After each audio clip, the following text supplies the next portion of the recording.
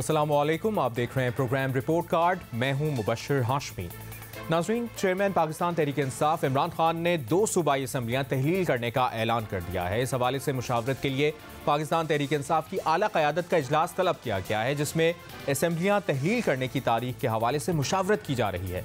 2 रोज़ कबल रावलपिंडी में लॉन्ग मार्च के दौरान जलसे से खिताब करते हुए पाकिस्तान तहरीक इंसाफ के चेयरमैन इमरान खान ने यह ऐलान किया कि वो तमाम असम्बलियाँ तहलील करेंगे और मजीद इस सिस्टम का हिस्सा नहीं रहेंगे। इमरान खान ने क्या कहा था, आइए आपको सुनवाते हैं। हमने फैसला किया है कि हम सारी असेंबलियों से निकलने लगे हैं।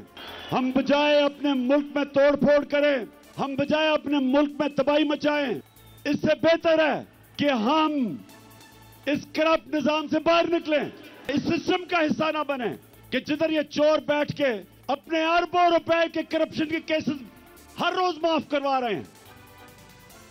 खान साहब ने क्या कहा ये तो आपने सुना। दूसरी जानिब हुकूमती इत्तेहाद ने भी सूरत हाल का जायजा लेने और सियासी अदम इस्तेहकाम को रोकने के लिए राबते असम्बलियाँ तहलील करने के फैसले के बाद सूबा पंजाब के हवाले से तमाम फैसलों का इख्तियार साबिक सदर आसिफ अली जरदारी को दे दिया है। वज़ीर आला पंजाब परवेज इलाही ने इमरान खान का फैसला कबूल कर लिया है और कहा है कि जब इमरान खान कहेंगे वो इस्तीफा दे देंगे। इसके अलावा नून लीग क़यादत की जानिब से वज़ीर आला पंजाब के खिलाफ तहरीक अदम एतमाद लाने पर भी नज़रसानी की जा रही है। इसी से मुतालिक आज हमारा सवाल है और हम बात करेंगे, क्या इमरान खान का सूबाई हुकूमतों के खात्मे का ऐलान विफाकी हुकूमत गिराने के लिए चलाई जाने वाली तहरीक में नाकामी का नतीजा है? बात करने के लिए पैनल पे हमारे साथ मौजूद हैं सलीम साफ़ी साहब, सीनियर सहाफ़ी तजियाकार सुहेल वड़ाई साहब हमारे साथ मौजूद हैं, सीनियर सहाफ़ी रीमा उमर और सीनियर सहाफ़ी तजियाकार इरशाद भट्टी भी हमारे साथ मौजूद हैं। सबसे पहले रीमा, आपसे डिस्कशन का आगाज़ करते हैं।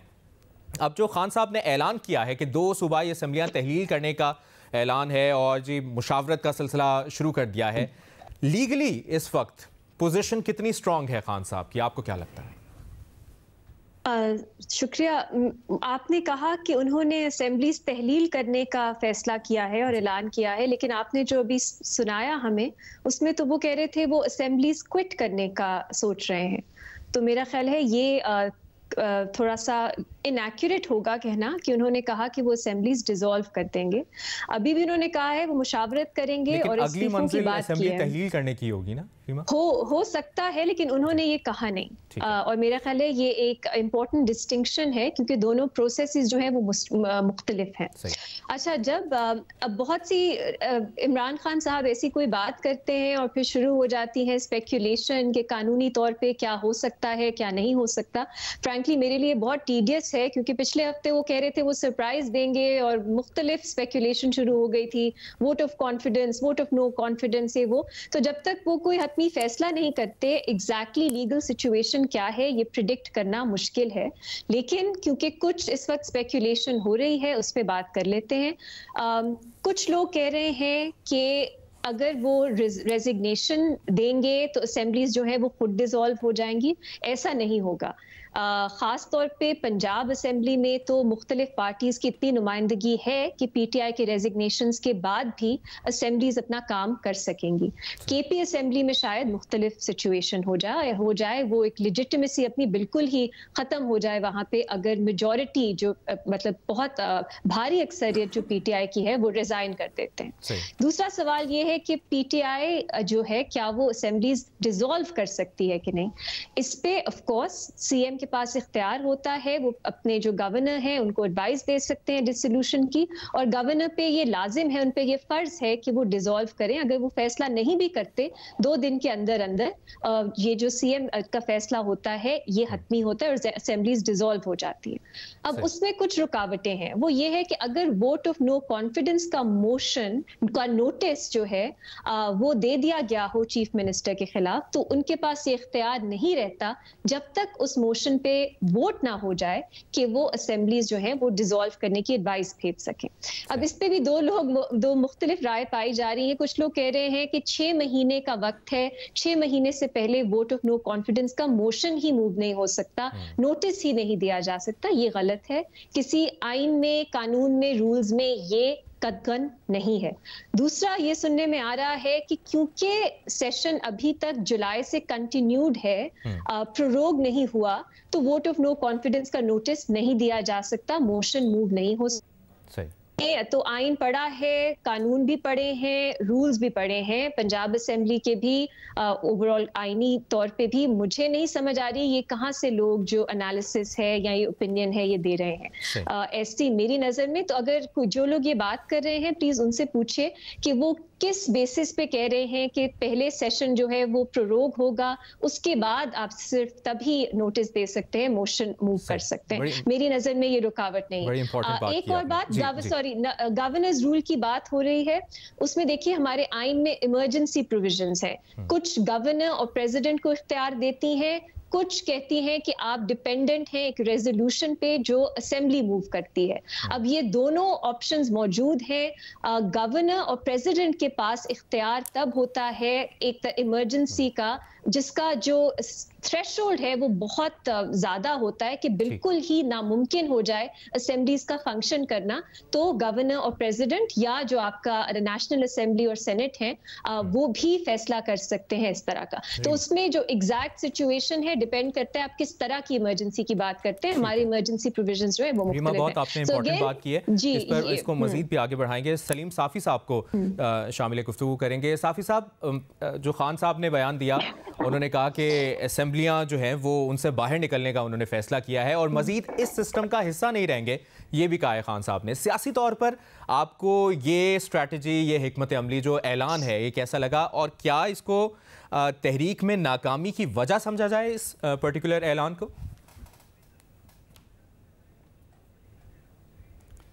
मैं तो एक इस बात पे बहुत खुश हूँ कि पिछले 20 साल सहाफ़त के दौरान मैं इमरान ख़ान साहब को मुख्तलिफ़ मशवरे देता रहा, लेकिन इन 20 सालों में पहली मरतबा 6 महीने बाद मेरी एक तजवीज़ या गुजारिश उन्होंने मान ली है। अच्छा, आप मेरे ट्विटर का रिकॉर्ड निकाल लें तो वफाकी हुकूमत के ख़ात्मे के बाद मैं मुसलसल ट्वीट्स में भी उनको ये मशवरे देता रहा और कॉलम भी लिखा जल्द इलेक्शन कराने का आसान तरीका के नाम से मई के महीने में, कि अगर इमरान ख़ान साहब चाहते हैं कि जल्द अज जल्द इलेक्शन हो तो ये इंतहाई गैर रिस्की काम है। इसमें न सड़कें बंद होंगी, न किसी की जान को ख़तरा होगा, न एम्बुलेंसेस का रास्ता बंद होगा, न कानून शिकनी होगी, न मुल्क की बदनामी होगी। तो वो खैबर पख्तूनख्वा और इसकी असम्बलियाँ तोड़ दें। अब इमरान ख़ान साहब वो तो नहीं तोड़ रहे थे पिछले 6-7 महीनों में, और उसके बाद वो कह रहे थे कि जी मैं इस्लामाबाद पे इल्गार करूँगा, ये करूँगा, वो करूँगा, और ये सारा मश्क उन्होंने वो कर लिया। तो अभी भी मुझे यकीन नहीं है, यानी उन्होंने मेरी बात तो ज़िंदगी में पहली मरतबा मान ली है ऐलान की हद तक, और ये कह दिया है कि जी हम इस्तीफ़े देंगे। लेकिन जिस तरह रीमा ने फरमाया कि अब उसमें भी इबहाम है कि क्या वो असम्बलियाँ तोड़ेंगे या कि असम्बली से इस्तीफ़े देंगे। अब एक तो इस पे पहले उन्होंने किसी से मशवरा नहीं किया। अब मेरी मालूमात के मुताबिक कल ये जो खैबर पख्तूनख्वा में अपोजिशन का इजलास हुआ तो महमूद ख़ान साहब के वज़रा जाके अपोजिशन लीडर के मिन्नत तरले करते रहे कि जी आप लोग हमारे ख़िलाफ़ में एतमाद टेबल कर दे, ताकि अगर ख़ान साहब मुझे असम्बलियाँ तहलील करने का कह दे तो मैं ना कर सकूँ। परवेज़ इलाही साहब वो कमिटमेंट कर रहे हैं कि जी मैं ख़ान की बात मानूँगा, लेकिन परवेज़ इलाही साहब तो ये भी कहते थे कि हम 100 साल तक जनरल मुशर्रफ को वर्दी में रखना चाहते हैं। जब वो इमरान ख़ान को अपना लीडर बना रहे थे तो उससे एक दिन पहले उन्होंने मुस्लिम लीग नून के साथ खाना खाया, वादा किया, फिर जरदारी साहब के पास जाके उन्होंने उनको फूल और मिठाई पेश की। अगले दिन उन्होंने कुछ और किया, और वो कहते हैं कि मेरी हुकूमत इमरान ख़ान की अमानत है, लेकिन वो भी जानते हैं और हम भी जानते हैं कि उनको हुकूमत इमरान ख़ान ने नहीं दिलवाई है, किसी और ने दिलवाई है। अब पीटीआई का आलमिया ये है और इमरान ख़ान साहब का कि उनके लिए पार्टी भी इस्टेब्लिशमेंट ने बनाई, उनके लिए हुकूमत भी उन्होंने दिलवाई और हुकूमत भी उनकी चलाती रही। अब पीटीआई की जो माँ हैं वो चंद माह पहले मर गई थी और बाप जो है वो चंद रोज़ पहले मर गया। तो अगरचे PTI अब जवान हो गई है, अगरचे उसके लीडर अभी तक नौजवान है और PTI एक सियासी हकीकत बन गई है, लेकिन बदकिस्मती से इस साल के दौरान PTI के माँ बाप दोनों मर गए और इमरान खान साहब खुद फैसले करने या पार्टी चलाने या हुकूमत करने के आदी नहीं हैं। तो अब देखते हैं कि देखते हैं आगे इस पर अमल दरामद होता है या इस डिसीजन से भी अमल शक्ल देते हैं, तो इस डिसीजन पे भी यू टर्न ना ले लिया जाए। मुखालिफिन के पास भी कई ऑप्शन मौजूद हैं। सही, मुखालिफिन के पास भी कई ऑप्शंस मौजूद हैं। अब भट्टी साहब, सलीम साफ़ी साहब कह रहे हैं कि उनका मशवरा मान लिया खान साहब ने पहली दफ़ा। आप अगर मशवरा देते, या तो आपकी तो मुलाकातें भी हुई हैं खान साहब से रिसेंट पास्ट में, तो आपने क्या मशवरा दिया, या आप भी एग्री करते हैं कि ये एक बहुत बेहतर सियासी चाल थी, या आपका ओपिनियन कुछ और है? देखिए जनाब स्पीकर, सवाल पर आने से पहले, क्या मुस्तकिल मिजाजी है वैसे, क्या हिम्मत वाला है ये इंसान। वाकर पर लंगड़ाता हुआ पिंडी स्टेज पर आया, आवाज़ में ना आवाज़ में डर, ना लहजे में खौफ, इक़्तिदार से निकल चुका, कातलाना हमला हो चुका, जान से मारने की कोशिश हो चुकी और जान को अभी भी ख़तरा है, ये सियासी मुखालफिन कह रहे हैं। दहशतगर्द, फसादी, फितना, काफर, गद्दार बना दिया गया। सारे सियासी झारे पहलवान मुखालिफ हैं, चारों तरफ से इस पर हमले हो रहे हैं। ना थक रहा है, ना भाग रहा है, ना हार मानने को तैयार है, ना बीमारी के बहाने लंदन जाता है, ना छुट्टियों पर यूरोप जाता है, ना किसी मौके पर नेक्स्ट क्वेश्चन कहता है, ना किसी जगह पर कह देता है कि प्रेस कॉन्फ्रेंस अच्छी रही, ना कभी ट्विटर खामोश होता है, ना इनकलाब सोता है, ना कमर दर्द, ना जाली मेडिकल रिपोर्टें, ना रहम की अपीलें। क्या मुस्तकिल मिजाज है, क्या हिम्मत वाला है। अब आ जाए इस सवाल पर, नाकामी किस बात की आप कह रहे हैं। फौरी इलेक्शन के हसूल के लिए अगला मरहला है ये जनाब स्पीकर। नाकामी या कामयाबी तब होती है जब मैच ख़त्म हो जाए। अभी तो मैच जारी है, अभी तो गेम ऑन है, अभी तो पिक्चर बाकी है जनाब स्पीकर। तहरीक अदम एतमाद के बाद कौमी असम्बली से निकले, सड़कों पर आए, इज्तिजाज किया, लॉन्ग मार्च कर लिया, मगर फौरी इलेक्शन नहीं मिले। अब उन्होंने सूबाई असम्बलियों से निकलने का और सूबाई असम्बलियाँ या तोड़ने का इंदिया दिया है। ये सूबाई असम्बलियाँ तोड़ देते हैं और या निकल जाते हैं और इलेक्शन नहीं होते तो कोई अगला मरहला आ जाएगा। मगर जनाब स्पीकर, आज अपने रोज़नामा जंग की मेन हेडलाइन थी 2 असम्बलियाँ तोड़ने बचाने की जंग। मुझे समझ नहीं आई ये जंग क्यों है। ये नवाज शरीफ साहब, ये शहबाज शरीफ साहब, ये जरदारी साहब, ये बिलावल भुट्टो साहब, ये मरियम नवाज साहबा, ये PDM साहबा, सब कल कह रहे थे इमरान खान इलेक्शन मुतालबे में संजीदा नहीं है। अगर वो संजीदा हैं तो KP और पंजाब असम्बली तोड़ दें, हम इलेक्शन करवा देंगे।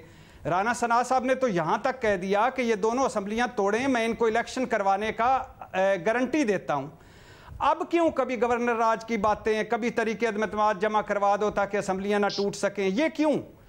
अगर इमरान खान असम्बलियों से तोड़ देते हैं, निकल जाते हैं, तो बिस्मिल्लाह करें, इलेक्शन करवाएं। अब क्यों कह रहे हो ये सियासी ब्लैकमेलिंग है, ये अदम इस्तेकाम की कोशिश है, ये पार्लिमानी निज़ाम पर अदम एतमाद है। आपने पहले आपने यू टर्न मारा PDM साहब के जो असम्बली झुर्लू ज़दा थी, जाली थी, जाली मैंडेट वाली थी, उसमें से अभी भी खोया मलाई निकाल के आप खा रहे हो।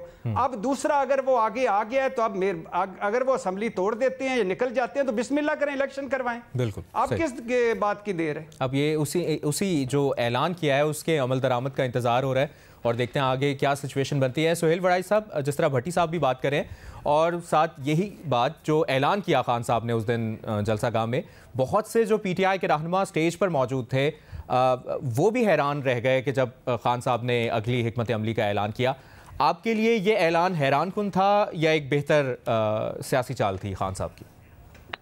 हैरान कुन था मेरे लिए, लेकिन ये एक बेहतर सियासी चाल है। और मैं समझता हूँ कि इलेक्शन का अगर उन्होंने वाकई रिजाइन कर दिया, जो मेरा ख्याल है कि अभी फौरन नहीं करेंगे, अगर उन्होंने रिजाइन कर दिया या असम्बलियाँ डिसॉल्व कर दी तो फिर इलेक्शन होने से कोई नहीं रोक सकता। फिर ये असम्बलियाँ वर्क करना इनका मुश्किल हो जाएगा, पॉलिटिकली भी और प्रैक्टिकली भी। मैं समझता हूँ कि ये सबसे कारगर हरबा था। इमरान खान बड़ी देर से ये नहीं कर रहे थे, और अगर अब कर दिया है तो मेरा ख्याल है इससे बेहतर कोई तुरप की चाल नहीं हो सकती। उन्होंने तुरप की चाल चली है और मेरा ख्याल है इसके बाद इलेक्शन ज्यादा देर नहीं रहेंगे। जो ही ये असम्बलियां डिसॉल्व करेंगे उसके बाद अगस्त तक इलेक्शन को खींचना मुश्किल हो जाएगा। मेरा ख्याल है कि हुकूमत को अपनी स्ट्रेटेजी बदलनी चाहिए और नए सिरे से मुज़ाकरात करने चाहिए और अब इलेक्शन जल्दी करवाने की सोचनी चाहिए।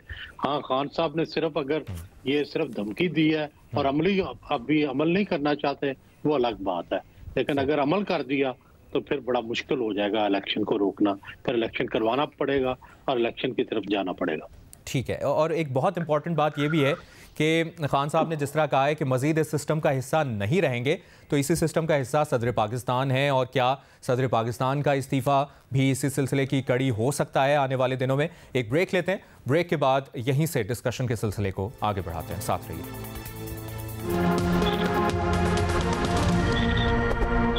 ब्रेक के बाद एक बार फिर प्रोग्राम रिपोर्ट कार्ड में खुशामदीद कहेंगे आपको। सलीम साफ़ी साहब, ब्रेक से जाने से पहले आप सवाल रखा था पैनल के सामने कि जिस तरह खान साहब ने कहा है कि इस सिस्टम का मजीद हिस्सा नहीं रहना चाहते वो, तो सदर पाकिस्तान भी तो इस सिस्टम का हिस्सा है। क्या पाकिस्तान तहरीक इंसाफ के मुंतखब करदा सदर आरिफ अलवी साहब भी इस्तीफ़ा देंगे आने वाले दिनों में? ये भी एक सिचुएशन बन सकती है?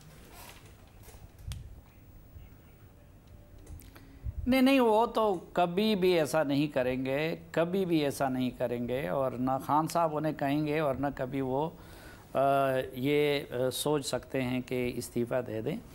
और ये सुहेल वड़ाई साहब की बात बिल्कुल दुरुस्त है कि अभी तक खान ने जो कुछ किया और जल्द से जलूस, इस्लामाबाद पे कब्ज़े की धमकियाँ, फ़लाँ, इन सब से ज़्यादा मौसर हिकमत अमली ये हो सकती है कि अगर 2 असम्बलियाँ तोड़ी गई तो उसकी वजह से मौजूदा हुकूमत पे बहुत ज़्यादा दबाव आएगा।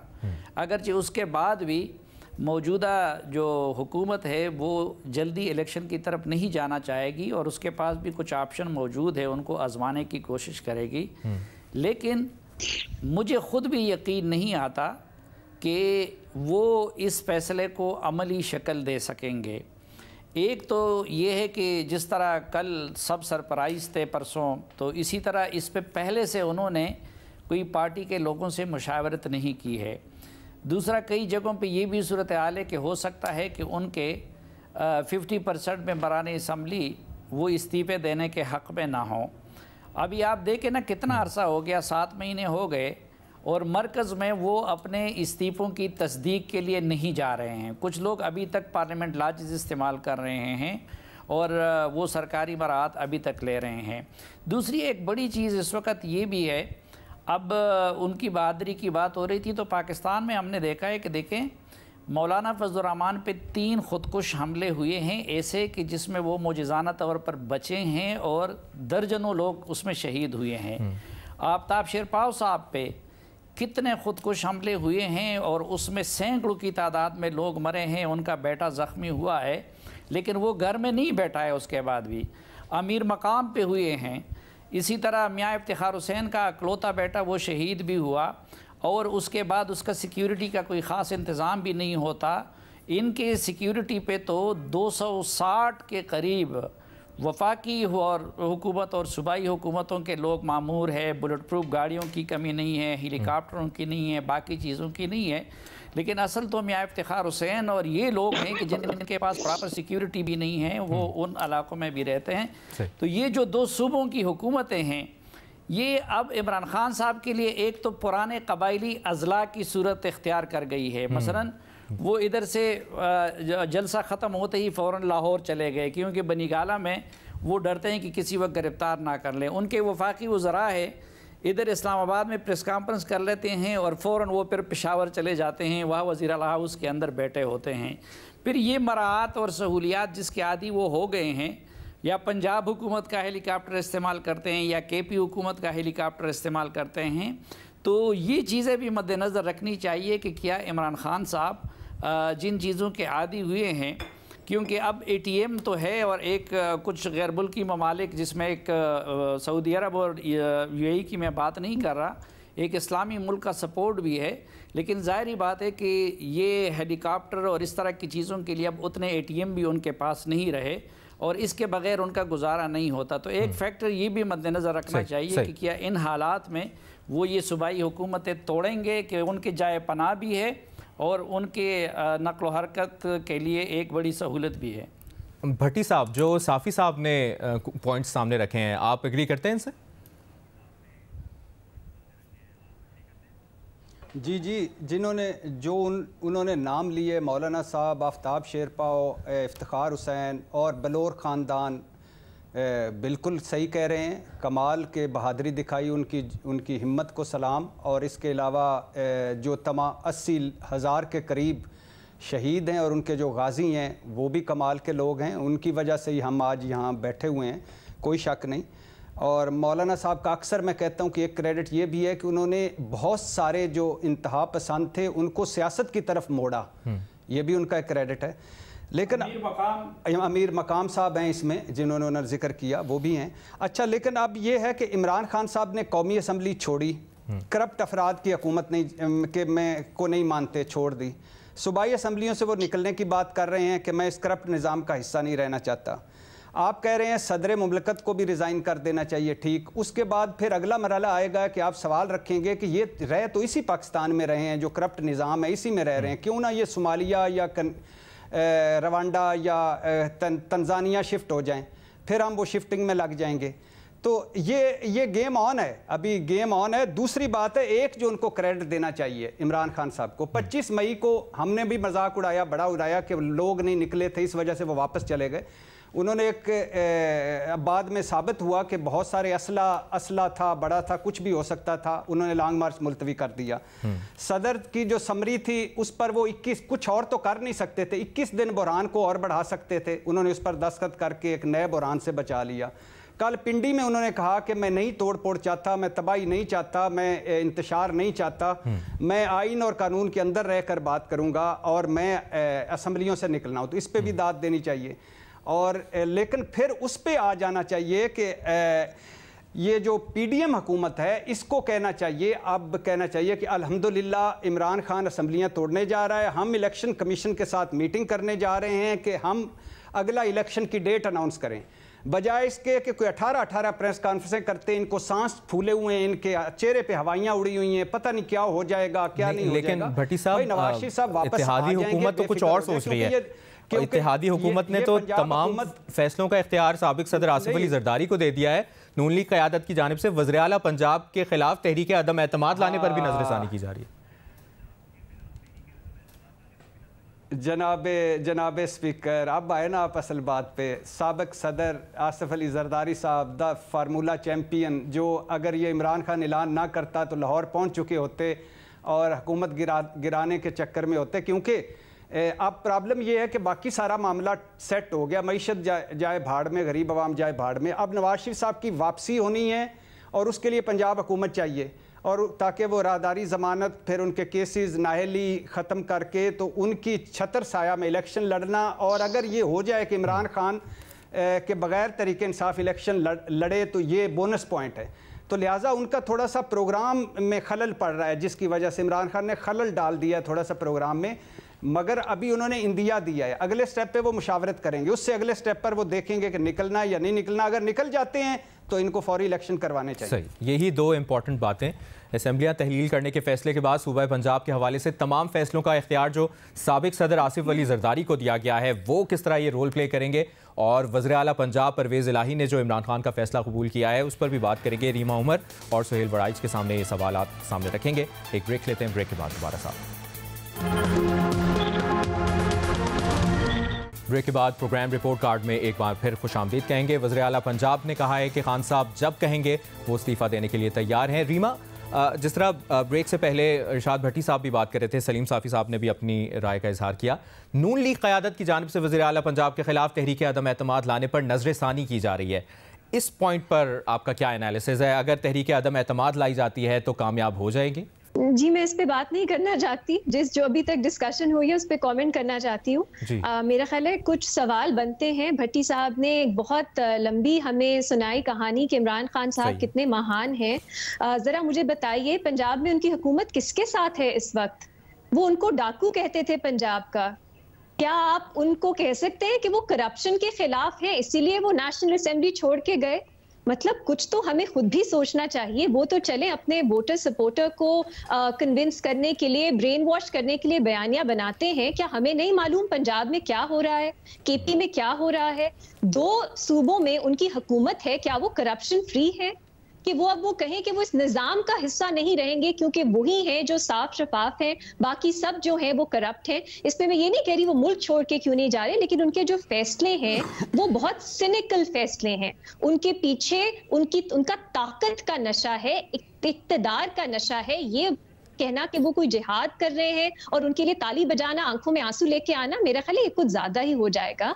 इस वक्त भी आप एक पाकिस्तानी शहरी होने के नाते सोचें जिस तरह के बहरान से मुल्क गुजर रहा है, क्या हम इलेक्शंस अफोर्ड कर सकते हैं? क्या ये पब्लिक इंटरेस्ट में फैसला है कि आपने हुकूमत को इतना ब्लैकमेल करना है, इतना दबाव में डालना है? वहां दहशत गर्दी जो है वो वापस मुल्क में आ रही है, आप डिफॉल्ट के करीब हैं और इतने मसाइल हैं, फ्लड जो विक्टिम्स हैं, इफेक्टीज हैं, उनको वापस रिहेबिलिटेट करना है। इस सब में इलेक्शन क्या ये मुल्क जो है वो अफोर्ड कर सकता है? आप छोड़ दे पीडीएम, आप छोड़ दे पीटीआई। एज पाकिस्तानी सिटीजन्स हमारा क्या ख्याल है उस पे शायद हमें फोकस करना बेहतर है, वरना तो इमरान खान साहब कुछ भी चाल है वो उनकी मास्टर स्ट्रोक है। उनको जो लोग मोहब्बत करते हैं उनसे, उनके लिए वो उनकी हर हार में जीत है। उनको हम इतना बाजीगर समझते हैं, चाहे उनकी जो हर चाल है वो आपस में इनकंसिस्टेंट क्यों ना हो। 1 हफ्ता पहले, बल्कि 4-5 दिन पहले सब ये कह रहे थे कि वो क्या स्टेट्समैन है इमरान खान साहब, वो स्टेबिलिटी चाहते हैं, इसलिए उन्होंने इतनी अच्छी तरह से आर्मी चीफ का फैसला कबूल कर लिया। 2 दिन बाद उन्होंने ऐसा ऐलान किया जिससे मजीद इंस्टेबिलिटी, डिस्ट्रप्शन जो है वो हो सकती है मुल्क में। उसको भी हम कह रहे हैं वाह वाह क्या मास्टर स्ट्रोक है। वो इतनी डिस्ट्रप्शन करेंगे कि हुकूमत जो है वो इलेक्शंस कॉल करने पे मजबूर हो जाएगी। तो पहले अपना स्टैंडर्ड हम सेट कर दें। हम इमरान खान साहब को उनका जो अर्ली इलेक्शन वाला एक उन्होंने बनाई हुई है अपनी जिद, उस पर जज करेंगे। चाहे मुल्क, पब्लिक इंटरेस्ट, ये हमारे लिए कोई मानी नहीं रखता। सिर्फ उस पे हम देखेंगे कि वो क्या शॉट खेल रहे हैं। मुल्क को चलाना या पॉलिटिक्स एक क्रिकेट का मैच नहीं होता। इसमें हार जीत जो है उसमें आपको देखना होता है कि लोगों के लिए, जिनके लिए आप फैसले कर रहे हैं, उन पे क्या इफेक्ट होगा। It's not as simple as a cricket match. तो मेरा ख्याल है ये जो क्रिकेट एनालॉजीज है अब ये बस कर देनी चाहिए। एक पॉलिटिशियन को मुख्तलिफ स्टैंडर्ड से जज करने की जरूरत है। वो जिस तरह के फैसले ले रहे हैं वो हमारी सोसाइटी के लिए, हमारे मुल्क के लिए कैसे हैं। और ये जो हमारा खौफ है या हमारी मोहब्बत है जिससे हम उन्हें जज करते हैं शुरू से अब तक, उनका ये अर्ली इलेक्शन का मुतालबा अप्रैल-मई से है। तब क्या थी मुल्क की मुआशी सिचुएशन? अब तो उनके पास चले कोई बात कर सकते हैं कि 6-7 महीने में क्या हुआ, तब क्या था। तो जब हम उन्हें जज करते हैं तो मेरा ख्याल है आपने बड़ा वैलिड पॉइंट रेज किया है और यही बात आपने अब आके शो पे लिए, पूरा शो आपका जो है वो इमरान खान साहब की जो एक उनके कसीदों पे गुजर गया। बिल्कुल, हमने डिस्कशन हो जाती बेहतर होता। सबसे यही एनालिसिस लेना था। और आप सभी के वक्त का बहुत बहुत शुक्रिया। प्रोग्राम रिपोर्ट कार्ड से दीजिए इजाजत। अल्लाह हाफिज।